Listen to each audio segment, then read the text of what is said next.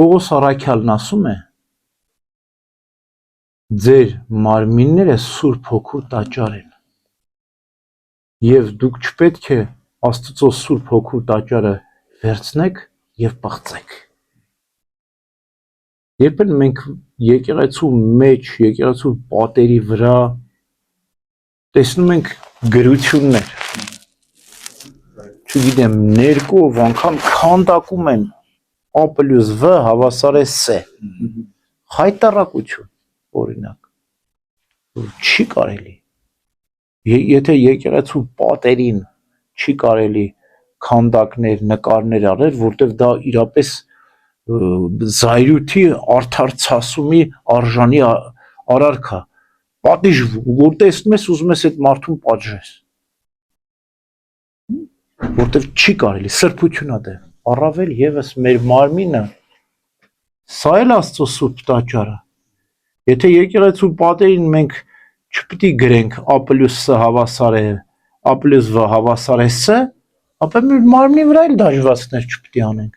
սա էլ է Սուրբ Հոգու տաճար, եւ դու Աստծո արարչությունից ավելի գեղեցիկ բան չես կարող ստեղծել, իր Աստված ինչպես քեզ ստեղծել է, դա է գեղեցիկ է, սա է գեղեցիկը։ Բայց շատ դեպքերում գեղեցիկի համար չես անում, որ ավելի գեղեցիկ դառնաս, անում ես, ասենք, որ 80 տարեկանում օրինակ նայես ու ինչ-որ հիշես, ասենք 21 տարեկանում ինչ-որ մի Երեխայություն։ Հա, բայց այդ երեխայությունը հենց երեխա ժամանակից է, Երեխայի։ որ զղջում ես հետո։ Դու կարևորը որ հետո զղջաս։ Այդ շատ լավ ասեցին։ Կարևորը հետո զղջաս, գիտես, այդ գիրը մարմնիդ եւ հոգուդ վրա է արված, այդ հիշողությունը։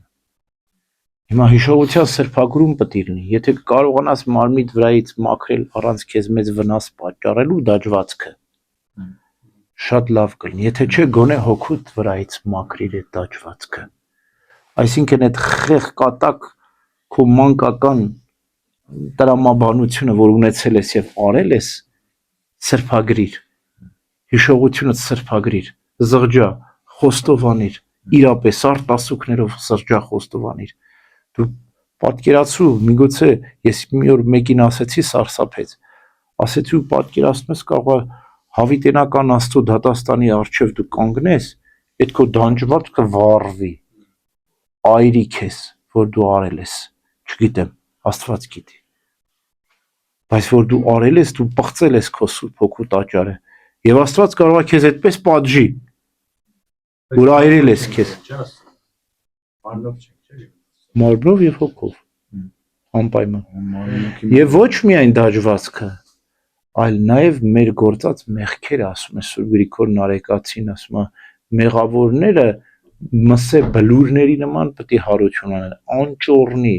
այլանդակ մարմիններով, ոչ միայն ապականված